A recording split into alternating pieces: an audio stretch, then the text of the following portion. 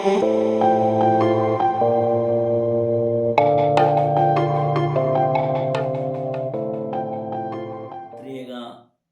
ദൈവത്തിന് മഹത്വം ഉണ്ടായിരിക്കട്ടെ. വീണ്ടും പ്രഭാതത്തിലേക്ക് അവർക്കും സ്വാഗതം.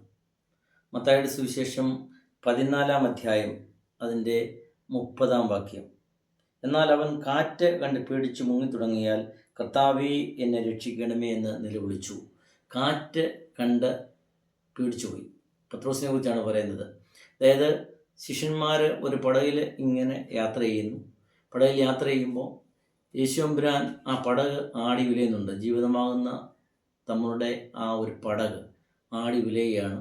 അപ്പോഴാണ് യേശുവമ്പുരാൻ രാത്രിയുടെ 4-ാം യാമത്തിൽ കടലിന്മേൽ നടന്നു വരുന്നത് കാണുമ്പോൾ അത് ഭൂതം എന്ന് കണ്ട് പേടിച്ച് ഇവരെ ഭയപ്പെടുകയാണ് ശിഷ്യന്മാർ.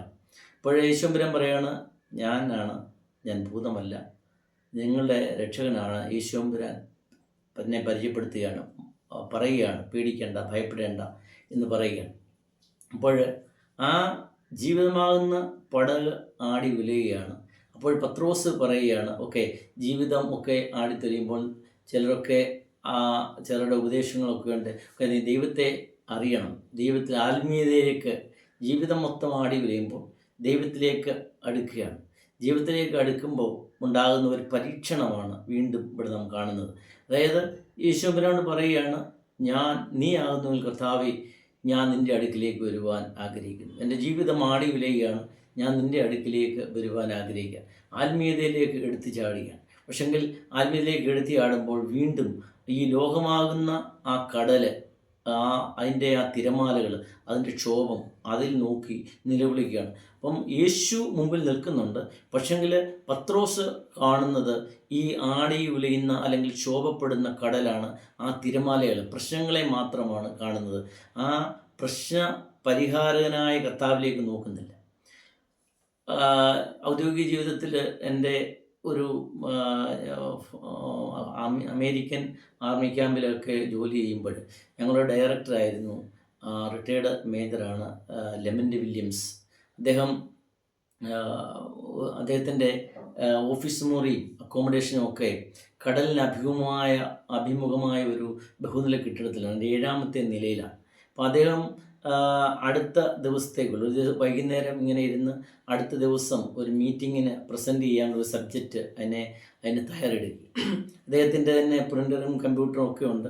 അതിൽ നിന്ന് പ്രിൻ്ററൊക്കെ എടുത്ത് ഇങ്ങനെ ഇരിക്കുമ്പോൾ അദ്ദേഹം കരുതിയാണ്, AC ഒക്കെ ഒന്ന് ഓഫ് ചെയ്തിട്ട് ഈ പ്രകൃതിയുടെ കാറ്റ്, നേരിട്ടുള്ള ആ ശാന്തസുന്ദരമായ കാറ്റ് അല്പം അനുഭവിക്കാമെന്ന് കരുതി അദ്ദേഹം ജനൽ തുറന്നിടുക. കടലിന് അഭിമുഖമായിട്ടാണ് ആ ജനൽ, ഓഫീസ് മുറി. അപ്പോൾ ആ ജനൽ തുറന്നിട്ട് നല്ല വെളിയിൽ നിന്നുള്ള നല്ല കാറ്റ്, നല്ല തണുത്ത കാറ്റ് ഇങ്ങനെ വന്നുകൊണ്ടിരിക്കുകയാണ്. അപ്പോൾ അദ്ദേഹം ഇങ്ങനെ എന്നിട്ട് ജോലിയിൽ മുഴുകി അദ്ദേഹം കമ്പ്യൂട്ടറൊക്കെ നോക്കിയിട്ട് അതിൻ്റെ പ്രിൻ്റ് എടുക്കുകയാണ്. നാളെ ഒരു പ്രസൻറ്റേഷനുണ്ട്, അത് അവതരിപ്പിക്കാനായിട്ടുള്ള നോട്ട്സൊക്കെ തയ്യാറാക്കുകയാണ്. ഇങ്ങനെ ഇരിക്കുമ്പോഴാണ് പെട്ടെന്ന് ശക്തമായ ഒരു കടൽ കാറ്റ് അതിൽ വന്ന് അടിക്കുകയാണ്. അപ്പം ഇദ്ദേഹം പേപ്പർ വെയിറ്റ് ഒന്നും വെച്ചില്ലായിരുന്നു. ആ പേപ്പർ മൊത്തം പറക്കുകയാണ്. അപ്പോൾ പേപ്പർ പറക്കുമ്പം ഈ ലെമൻറ്റ് ആ പേപ്പറിൻ്റെ പുറകെ പോകണം, ഓരോന്നും പോയി പിടിക്കുക. ഇങ്ങനെ പിടിച്ചു കഴിഞ്ഞ് മിക്കവാറും ഒക്കെ ഒരു പേപ്പറൊക്കെ ഇങ്ങനെ വെച്ച് കഴിഞ്ഞ് അദ്ദേഹം ഒരു ഭാരമുള്ള പുസ്തകം ഈ പേപ്പറിനൊക്കെ വെച്ച് കഴിഞ്ഞ് അന്നേരം ആലോചിക്കുന്നത്, ജനൽ തുറന്ന് കിടക്കുകയായിരുന്നല്ലോ, ആ ജനലൊന്ന് അടച്ചായിരുന്നെങ്കിൽ ഇത്രയും ബുദ്ധിമുട്ടേണ്ട കാര്യമില്ലായിരുന്നല്ലോ. പ്രിയമുള്ളവരെ, ഇത് തന്നെയാണ് നമ്മുടെയൊക്കെ ജീവിതത്തിൽ സംഭവിക്കുന്നത്. അതായത് നമ്മുടെ പ്രശ്നങ്ങളൊക്കെ വരുമ്പോൾ നമ്മൾ ആ പ്രശ്നത്തിനുള്ള പരിഹാരം നോക്കാറില്ല. ഇവിടെ ലെമൻറ്റ് വില്യംസിന് ആ ജനലൊന്ന് അടച്ചാൽ മതിയായിരുന്നു, പ്രശ്നപരിഹാരം അതായിരുന്നു. ജനൽ അടച്ചാൽ മതിയായിരുന്നു, ഇത്രയും ഓടി നടന്ന് പേപ്പർ പിടിക്കേണ്ട കാര്യങ്ങളൊന്നുമില്ലായിരുന്നു. പക്ഷെങ്കിൽ അദ്ദേഹം ആ പ്രശ്നത്തിലേക്കാണ് നോക്കുന്നത്, പ്രശ്ന പരിഹാരത്തിലേക്ക് നോക്കുന്നില്ല. ഇവിടെ പത്രോസും ഇങ്ങനെയാണ്. അതായത് ആടി ഉലയുന്ന പടകിൽ നിന്ന് ആത്മീയത്തിലേക്ക് പോകാനായിട്ട് ദൈവത്തിലേക്ക് തിരിക്കുമ്പോൾ പിന്നെയും പ്രശ്നങ്ങൾ വരികയാണ്. അപ്പോൾ ദൈവം തൊട്ടടുത്ത് ഒരു കൈമാർ ദൂരത്തുണ്ട്, എന്നിട്ടും ആ ദൈവത്തെ അല്ലെങ്കിൽ പ്രശ്ന പരിഹാരങ്ങളിലേക്ക് നോക്കുന്നില്ല, ദൈവത്തിലേക്ക് നോക്കുന്നില്ല. നമ്മൾ ആ പ്രശ്നത്തിലേക്ക് നോക്കുകയാണ്. നമ്മുടെ ദുരിതങ്ങൾ, പ്രയാസങ്ങൾ, ദുഃഖങ്ങൾ, അതിൽ മാത്രമാണ് നോക്കുന്നത്. എന്നാൽ നമ്മുടെ അടുത്ത് നമ്മളെ രക്ഷിക്കുവാൻ കഴിയുന്ന, കൈനീട്ടി പിടിക്കുവാൻ കഴിയുന്ന യേശുമ്പുരാൻ നമ്മുടെ ദൈവം നമ്മുടെ മുമ്പിൽ ഉണ്ടെന്നുള്ള ബോധ്യം നമുക്കില്ല. ഇവിടെ ഏറ്റവും ഒടുവിൽ പറയുന്നത്, അല്പവിശ്വാസിയെ നീ എന്തിന് സംശയിച്ചു എന്നാണ് പറയുന്നത്. കർത്താവ് തന്നെയാണ് പത്രോസിനെ വിളിക്കുന്നത്, നീ എൻ്റെ അടുക്കിലേക്ക് വാ, ധൈര്യമായിട്ട് വാ. യേശുമ്പുരാൻ മുമ്പിൽ നിന്ന് വിളിക്കുകയാണ്. പക്ഷെങ്കിൽ എടുത്ത് ചാടി ഒരു ആവേശത്തിന്, പക്ഷെങ്കിൽ ആ പ്രശ്നത്തിൽ പെട്ടു. ആ തിരകളെയാണ് നോക്കുന്നത്, ആ കടലിനെയാണ് നോക്കുന്നത്. പ്രശ്നത്തെ മാത്രം നോക്കി നിന്നാൽ നമ്മൾ ഭയപ്പെടും. നമ്മുടെ ജീവിതത്തിൽ പ്രശ്നങ്ങളും പ്രയാസങ്ങളും ഒക്കെ വരുമ്പോൾ നമ്മൾ ആ പ്രയാസങ്ങളിലേക്ക് മാത്രം നോക്കി നിൽക്കാതെ പ്രശ്നപരിഹാരത്തിന് ഉള്ള ഇടം തേടുക.